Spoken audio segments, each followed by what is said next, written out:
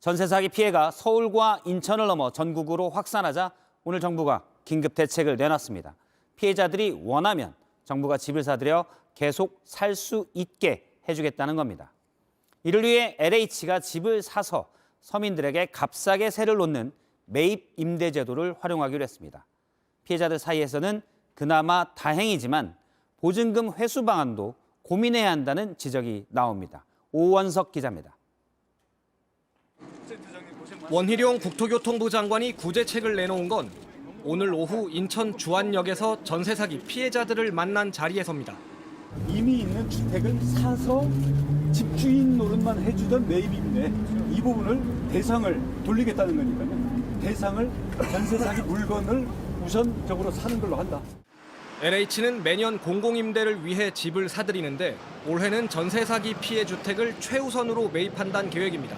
이렇게 하면 피해자들이 원할 경우 지금 집에서 계속 살 수 있습니다.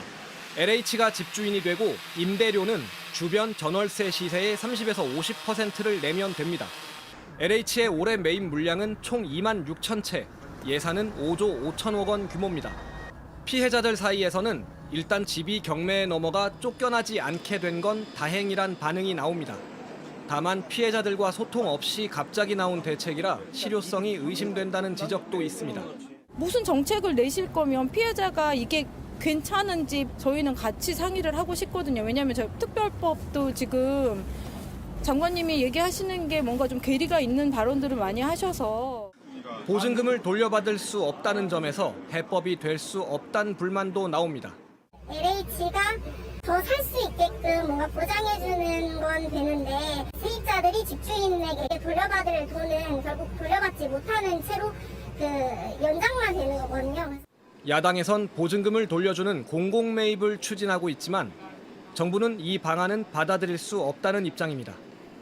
JTBC 오원석입니다. 정부가 전세 사기 피해자들이 경매에서 집을 우선적으로 낙찰받을 수 있는 방안을 추진하기로 했습니다.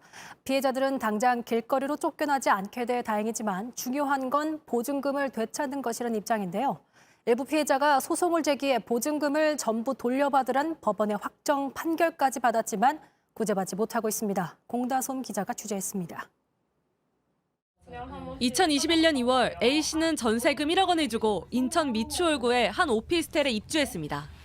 전세 사기를 벌인 남모 씨의 동업자 김 씨와 이 씨가 공동으로 소유한 곳입니다. 지난해 11월 김 씨와 이 씨가 세금을 체납해 A 씨의 집은 한국자산관리공사로 넘어갔습니다.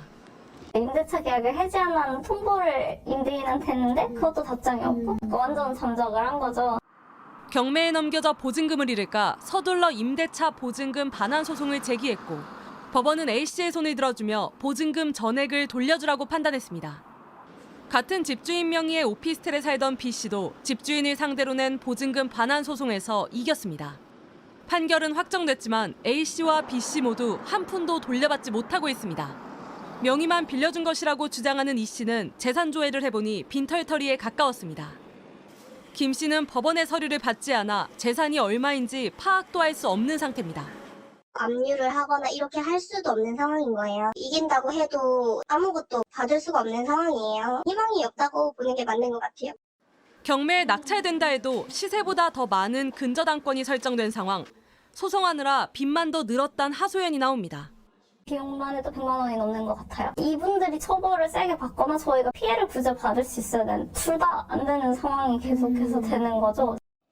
대책을 마련한다 해도 결국은 보증금을 지키기 요원한 상황 앞에 피해자들의 시름은 깊어지고 있습니다. JTBC 공다솜입니다.